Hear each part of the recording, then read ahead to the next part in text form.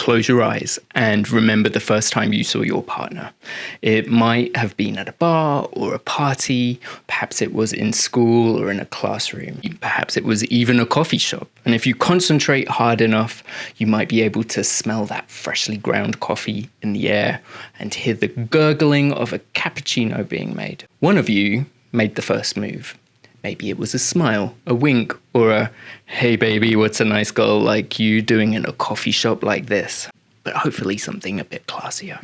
But at that moment, you were on the precipice of a journey that could lead you to profound connection, a deep loving relationship, and one that has hopefully got some emotional intimacy in it. Deep connection and emotional intimacy doesn't happen like it does in the movies. There's no dragons that you need rescuing from or Prince Charming looking for a princess. It's boring, I know. Emotional intimacy isn't a fairy tale. It doesn't happen in far off magical lands or distant realms. It starts here in the real world, in everyday moments of our lives, in coffee shops, in quiet parks, classrooms, and your next door neighbor's Christmas party. So love and connection is not really about slaying dragons, finding hidden treasures. It's about understanding and being understood, about connecting at a layer that goes beyond the surface. And just like any journey, though, it's not without its challenges. There are blocks along the way, obstacles that prevent us from reaching deeper levels of emotional intimacy. These blocks are the closest thing that we come to villains in the Hollywood movies, about the only type of monsters that we really need slaying to reach our destination. But every challenge has a solution. Every block can be navigated. And that's what we're here to do today, to navigate through the blocks of emotional intimacy, to help you foster deeper connections with your partner and your loved ones, and to level up the experience of profound joy and fulfillment that comes when you find intimacy. So if you're ready to get on this journey, go grab your controller, recharge your rumble packs, and get your game on.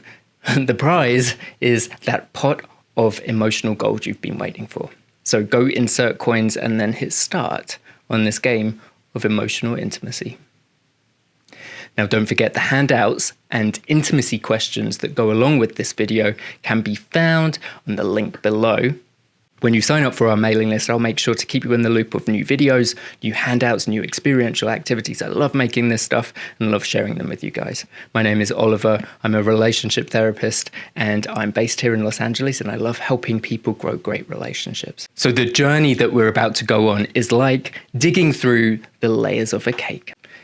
At the bottom is the delicious layer of the good stuff, the rich and satisfying emotional connection we're looking for. But first of all, we have to deal with the outside stuff, the icing and the decorations. And I call that layer of connection the first glance. The first glance is the initial interaction, that first smile, saying hi to each other at the club or the coffee shop.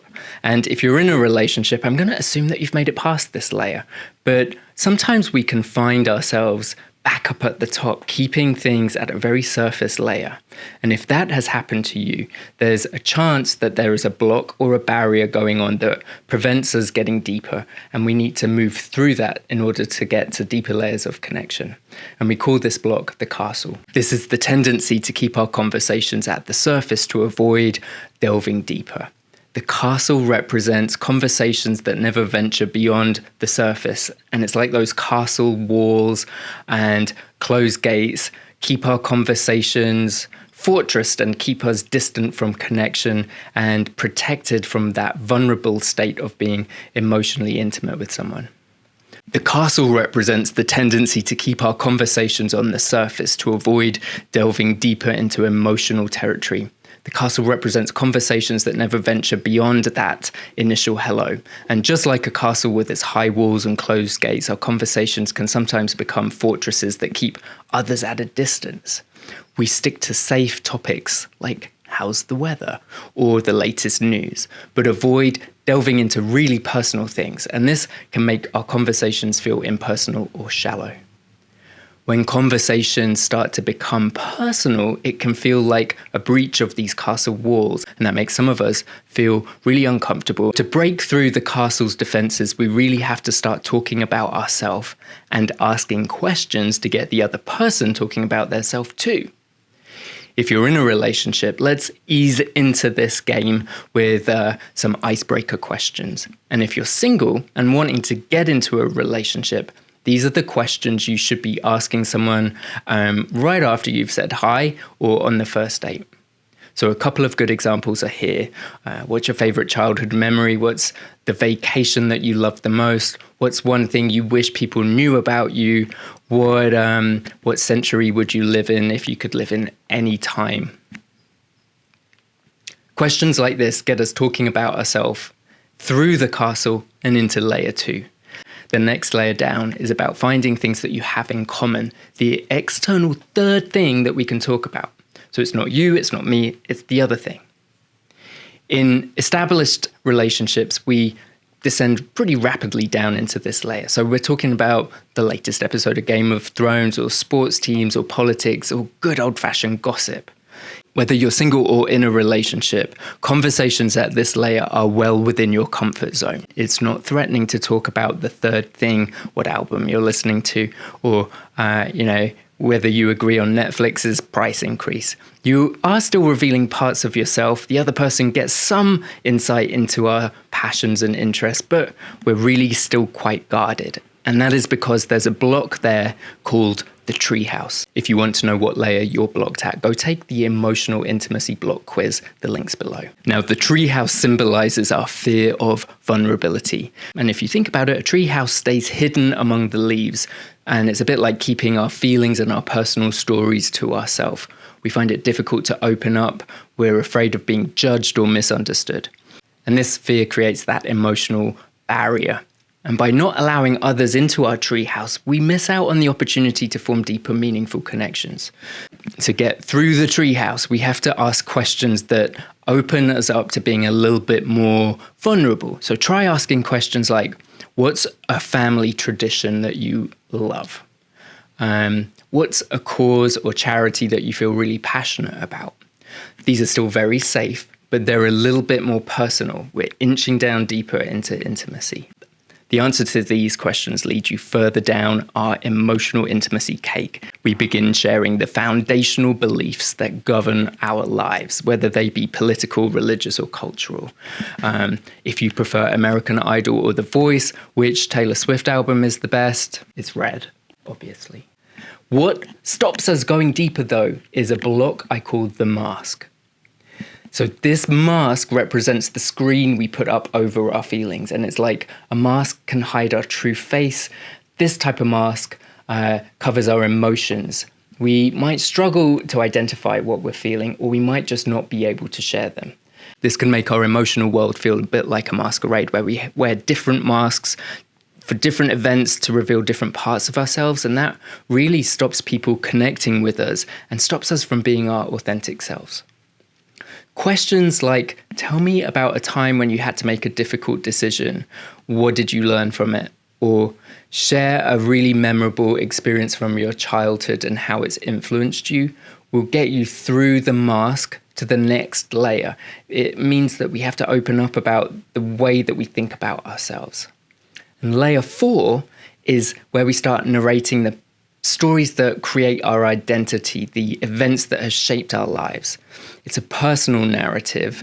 They're thoughts, they're fact-based. We're still not talking about our feelings, but we're getting much more closer to being intimate when you reveal this layer of yourself. Please join our mailing list if this interests you at all, because I'm working on a much bigger, broader, more intimate version of this exercise and activity that I would love to share with you as soon as it's ready. The next layer down is all about narrating these pivotal stories that create our identity, the stories and events that have shaped our lives. It's our personal narrative. They're cognitive still, they're thoughts and facts based, perhaps with some insight. We're still not really talking about our feelings, but we're much closer to being intimate. If conversations are stuck at this level, then you're lost in the cloud. The cloud symbolizes the difficulty we're facing expressing our feelings. Like a cloud covers the sun, this cloud obscures our true feelings. We may find it difficult to put our feelings into words. We may be misunderstood when we try and express our feelings. We might worry about saying the wrong thing. And this type of block prevents clear and effective emotional communication. That creates barriers to intimacy. And when you can't express yourself, you can't feel close to someone. So questions like, how did it feel when you faced that difficult challenge last week? Or describe a time when you felt truly inspired.